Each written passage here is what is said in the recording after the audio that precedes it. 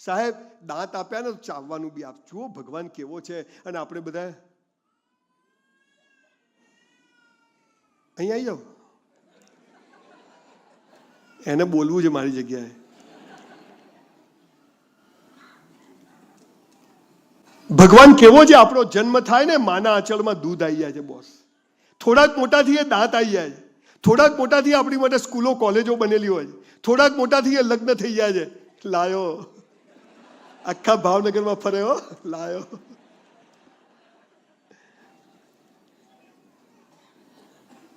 અને મરી જઈએ તો સ્મશાનમાં લકડાય કાપીને તૈયાર. આવો ભગવાન છે. હે દિવેલ પીધેલા ફરવાન થાય છે. હવે હું શું કરું? બધા અહીંયા આવી જાવ, બધા જેટલા હોય એટલા. ઈશ્વર પર શ્રદ્ધા કે એ જે કરશે યોગ્ય કરશે, જે કરશે તે યોગ્ય કરશે. ત્રીજી વાત, જેના માટે મેં 2000 ઇવેન્ટ્સ કરી. રોજ મા બાપને પગે લાગો. તમારામાંથી કેટલા લોકો લાગો? Just rays your hand. આટલા લોકો જોડે સેલ્ફી પડાવીશું પત્યા પછી. જે લોકો નથી લાગતા એને પ્રણામ કે સાચું બોલ્યા, સાલા ઝુકેગા નહીં. ભગવાન જમીન પર આવ્યો નથી, આવવાનો નથી, એની તાકાત નથી, એટલે એને મા બાપનું સર્જન કર્યું. અને મા બાપથી આપણને પેદા કર્યા. તો આપણો ભગવાન કોણ? ઘરમાં જીવતા ભગવાનને છોડીને પથ્થરોમાં શોધશો ને તંબુરોય નહીં મળે બોસ. આ દુનિયામાં માત્ર માત્ર માત્ર માત્ર ને માત્ર મા બાપ જ ચાહે છે કે તમારી પ્રગતિ થાય. બાકી કોઈ ચાહતું નથી કે તમારી પ્રગતિ થાય. Nobody else. બધા ઉલ્લુ બનાવે. સાહેબ તમારો વાંક નથી, પણ સાલું સ્કૂલોમાં ખોટું ભણાવ્યું. કોઈ પણ ચોપડીનું પહેલું પેજ ખોલો તો એક પ્રતિજ્ઞા પત્ર આવે, ખબર છે? ભારત મારો દેશ છે. એટલે લગ્ન કરવા પાકિસ્તાન જવાનું અમારે? હું જો ગુજરાતનો સીએમ થવાનો છું, નક્કી કર્યું છે આપણે.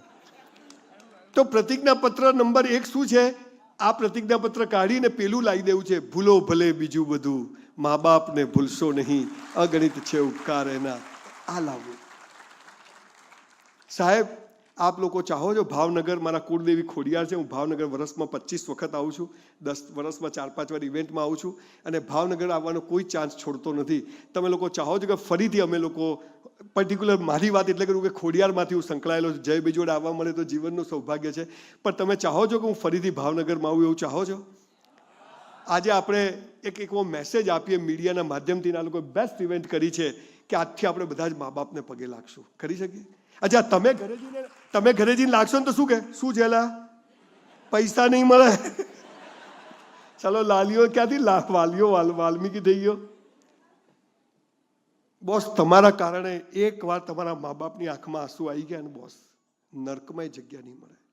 એકવાર આજે આપણે 2 હાથ ઊંચા કરીને દિલ, આ સનાતન સંસ્કૃતિ છે બોસ. હે ને? ગમે તેવા હોય, અભણ હોય, બોથા હોય, બીડી પીતા હોય, વ્યસન, મા બાપ છે. એને પેદા કર્યા તો પિસ્તોલ ઊભી છે. હે ને? એને પગે લાગશું. 2 હાથ ઊંચા કરીએ આપણે.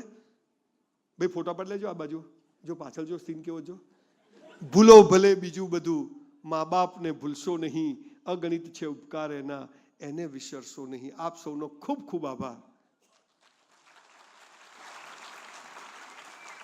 આ ભાવનગરમાં એક વાક્ય બહુ ચાલે છે, પહેલી નજરનો પ્રેમ. જોતા જ ગમી ગઈ. શું ગમે? બધું બરાબર હોય તો. કોઈને લૂલી લંગડી છોકરી ગમે? લૂલો લંગડો છોકરો ગમે? તો પહેલી નજરનો પ્રેમ કોને કહેવાય? જ્યારે માના પેટમાં હોઈએ ને, માને ખબર નથી કે અંદર છોકરો છે કે છોકરી છે, ડાયો છે કે ગાડો છે, મોટો તો સામે બોલશે નહીં બોલશે. અને આપણી જાતિ મોઢું જોયા વગર આપણી અભણમાં આપણા જન્મ પહેલા લંગોટ, બાળોતી અને ગોદડીઓ બનાવીને રાખે ને, એને પહેલી નજરનો પ્રેમ કહેવાય. અને એટલે મા બાપને પગે લાગવાનું. સાહેબ લાગજો. મંદિર નથી જતો 25 વર્ષથી, પણ સવારે 5:30 નીકળું એટલે મારી બાને પગે લાગું, પછી દોડવા જવું, અને રાત્રે 2 વાગે જવું તો પહેલા એના રૂમમાં જઈને પગે લાગું, પછી મારા રૂમમાં જવું. કોઈના બાપથી ડરતો નથી, એટલો પાવર હોય છે મારી. આ પાવર સાહેબ. જે કરો તે બેસ્ટ કરો, ઈશ્વર પર શ્રદ્ધા, અને મા બાપથી મોટો કોઈ દેવ નથી. આપણા મેઇન હોલમાં મા બાપનો ફોટો હોવો જોઈએ.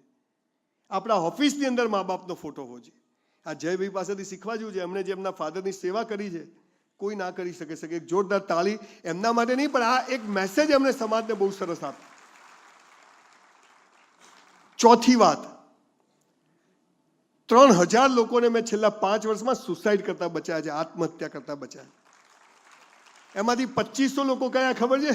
પેલીએ ના પાડી, જાનુ આઈ લવ યુ. ક્યાં છો? ઠોકાઈ જશે, ઘેર જતો રહે. પરણેલા કે કુંવારા, પરણેલામાં 50% લોચામાં છે હાલ. હા, કુંવારાની વાત નથી. બધી વિન ચાલે છે.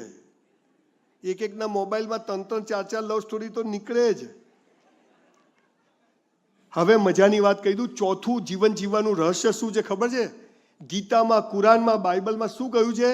હે મનુષ્ય, તારા જન્મ સમયે તારો જીવન સાથી મેં નક્કી કરીને રાખ્યો છે. કૌંસમાં ફાફા મારવા નહીં.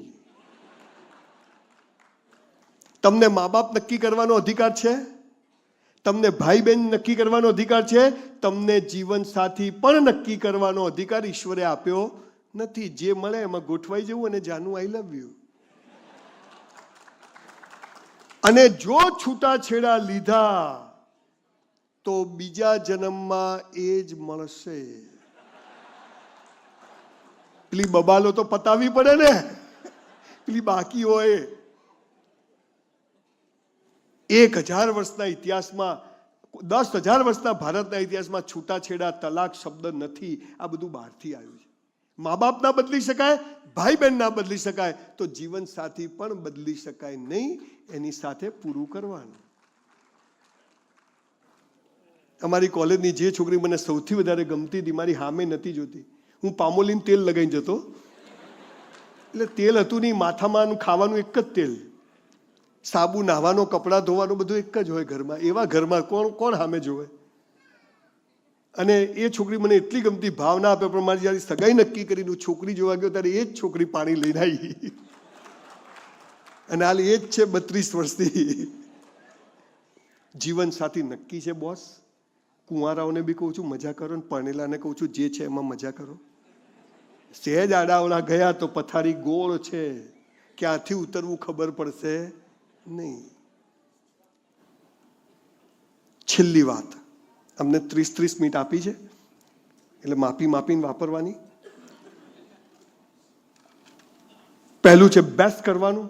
હે, મસ્ત મારામારી કરવાની નહીં, પણ થાય તો છોડવાનો નહીં. બે ઠોકાઈ આવે હે ને. આ શું કબડ્ડી અમારા અમદાવાદની જેમ. ઈશ્વર પર શ્રદ્ધા, બધું કર્યા પછી એ જે કરે ને જે આવે એમાં ખુશ. ધંધો કર્યો, મસ્ત કર્યો, ના ચાલ્યો હરી ઈચ્છા, કોઈ બીજો રસ્તો બતાવે. હે ને, આ એનો જાદુ છે બોસ.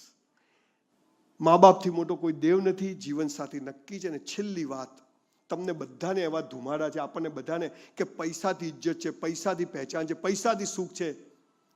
હું તમને એક સરસ વાત કહું. સરદાર પટેલનું નામ સાંભળ્યું છે? દેશનો ગૃહમંત્રી પહેલો.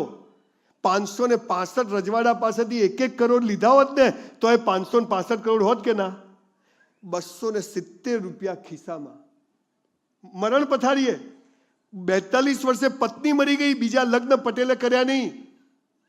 અને એ સરદાર પટેલ મરણ પથારીએ મણીબેનને એમ કે મણી, હું મરી જઉં ને તો આ 270 રૂપિયા સરકારમાં જમા કરાવી દેજે, અને તોય 3000 કરોડનું સ્ટેચ્યુ બનાવવું પડે ને. આનું નામ જીવન, આનું નામ મોક્ષ, આનું નામ મોક્ષ.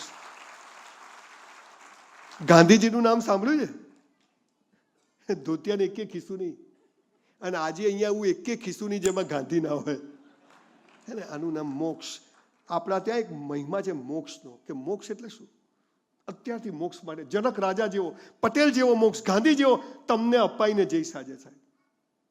તમારી પાસે 1 લાખ રૂપિયા ભેગા થાય ને, અને તમારે મોક્ષ જોઈતો હોય ને, મસ્ત જીવતા જ, બેંકની લોન બાકી ના હોય, કોઈને આપવાનું બાકી ના હોય, કોઈ માગવા વાળોને આપણા જ હોય, હે પડ્યા હોય કે કંઈક કરશું, ત્યારે આ 1 લાખ રૂપિયા લઈ અને ભાવનગર કે કાઠિયાવાડ, જ્યાંથી તમે અહીંયા આવ્યા હો, તમારા કુટુંબમાં આજુબાજુ નજર કરજો, સમાજમાં નજર કરજો, અને તમારી સમાજની કોઈ બહેન, દીકરી, કુંવાસી દુઃખી હોય, એના ઘેર 12 મહિનાનું સીધું સામાન નખાઈ દેજો, જીવતા મોક્ષ મળી જશે. ખૂબ બનાયા મંદિરો, ખૂબ બનાવી ધર્મશાળાઓ, ચલો થોડા માણસો પણ બનાવીએ. ચલો થોડા માણસ. સાલા હું મર્સિડીઝમાં ફરું અને મારી બહેન પાસે સ્કૂટર ના હોય, અરે મારો બનેવી ગમે તેવો હોય, બહેન મારી છે. આ ભાવ પેદા કરજો સાહેબ, પૈસો તો જખ મારીને આવશે. ખાલી ભાવ પેદા કરો, આપવું છે. આપણી બંગલાઓની સ્કીમ ચાલે ને આપણી બેન ભાડે રહેતી હોય. આ મોક્ષનો રસ્તો છે બોસ. આ કરી જોજો. જીવન બહુ નાનું છે. બહુ ભારે ભારે આમ કરો ને ઢેકણું કરો ને સેવિંગ કરો ને મ્યુચ્યુઅલ ફંડ કરો, કોઈ તબગારું કામ આવતું નથી. આ તો પેલા કરાટે શીખવા જાય એટલે પેલો કોટ પહેરે, ખબર છે, લેંઘો, અહીંયા પટ્ટો, યાહુ, પછી આ પકડી એટલે મારામારી થાય એટલે લેંઘો પહેરવા જવાનું. ત્યાં તો દેશી પડે, દે ઠોક, કરાટે બરાટે બધું ભૂલી જવાય. આ જીવન છે. પણ અંગ્રેજી પાછળની દોડે આપણું કલ્ચર ભૂલાવી દીધું છે. સાહેબ, ગમે તેવું અંગ્રેજી આવડે ને, કૂતરું પાછળ પડે ને તો હેડ જ આવે, ગો ના આવે. આ યાદ રાખજો. ને માતૃભાષાની મજા છે ગુજરાતીની. અને પહેલા કીધું ને, ગુજરાતી એટલે રણમાં રેત વેચી આવે અને દરિયામાં પાણી વેચી આવે. એ ગુજરાતી હાલો દિવેલ પીધેલો હોય? કદી ના હોય.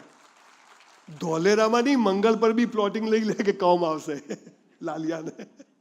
ને આપણે મજાથી જીવવાવાળા લોકો છીએ, મોતથી જીવવાવાળા લોકો છીએ. મસ્ત જીવવાનું, અને મોત આવશે ને બોસ, ચોથની પાંચમ નહીં થાય. જીવી લો. ગઈકાલ એટલે કાલ, આવતીકાલ એટલે કાલ, બે કાલ વચ્ચે છે આજ. જીવવું એટલે આઈસ્ક્રીમ ખાઈ આવવાનો. સવાર વહેલા ઉઠી 10 રૂપિયાના ગોઠિયા ખાઈ લેવાની, મજા છે. કઈ મજા એટલે શું, એમ કઈ રૂપિયાથી કઈ. મુકેશભાઈ એ દહીંની કઢી જ ખાય છે. જયભાઈ, હું તમે બધા દહીંની પેલો ઝુંપડપટ્ટીમાં દહીંની જ કઢી ખાય. અને હું તો એક જ રોટલી ખાઉં છું, જુવારની. બોલો, સવાલ શું છે? જીવન અદ્ભુત છે. એક મનુષ્ય 84 લાખ યોનિઓમાં જખ મારીએ ત્યારે એક મનુષ્ય જન્મ મળ્યો છે. અને એ જરાય તમે જ્યારે દિવેલ પીધેલા દુઃખી ફરો છો ને, ત્યારે ભગવાન હસે છે કે મારે આને હાલાન પેલે મોકલવો છે ને આ દિવેલ પીધેલો ફરે. મજાથી જીવવાનું. ગમે તે થઈ જાય, દુઃખી થવાનું થતું નથી, મરવાનું થતું નથી. હમણાં 10મા 12માની પરીક્ષાના રિઝલ્ટ આવ્યા, એક છોકરો કાંકરિયામાં દોડ્યા, 2 છોકરા. મેં પકડ્યા. મેં શું કરું? અંકલ મરી જવું છે. મેં કીધું કેમ? ટકા ના આવ્યા, હવે પપ્પા મમ્મી મારશે. મેં કીધું મરી જશે ને તો બધું ફરીથી ભણવું પડશે. એટલે ઘેર જતા રહ્યા. મેં કીધું મરી જશે તો ફરીથી જન્મ લેવો પડશે, ફરીથી ખટારા જેવું પહેલું બીજું ત્રીજું 12 વર્ષ ભણવું પડશે. આ એક જ વર્ષમાં પતી જશે. આપણે મરી જઈશું ને, લોકો બાયલા કહીને 2 દિવસમાં ભૂલી જશે. પણ જીવી ગયા ને સાલા, તો દુનિયાને રસ્તો બતાવીએ એવા પણ થઈ શકાય એમ છે. આવું સરસ જીવન આપ્યું છે. આપ સૌને, તમે ભાવનગરમાં એ રાજાની પ્રજાના વંશજો છો કે જેણે સૌથી પહેલા પોતાનું સ્ટેટ ભારતને યુનાઇટેડ કરવા માટે આપી દીધું હતું. ને એ દેશના ભાવનગરના લોકો જવું પડે. તમે આજે એમના દીકરાને જુઓ, આમ ખાનદાની પૈસાથી નથી આવતી, ખાનદાની બાય બોર્ન હોય એના જીન્સમાં હોય. તો આપણે ગુજરાતી તરીકે આપણા જીન્સમાં છે બિઝનેસ. ખાતું મોડું ચાલ્યા કરે. હું ઝેરોક્સો કાઢતો હતો, વેટરની નોકરી, બૂટ પોલિશ કરતો હતો. આજે મસ્ત જીવું. એ વખતે એ કર્યું, આજે આ કર્યું, કાલે ના હોય તો વળી પાછા ચાલુ કરશું. સો મસ્ટ ગો ઓન. હારવાનું થાકવાનું થતું નથી. ખૂબ ખૂબ આભાર. Thank you.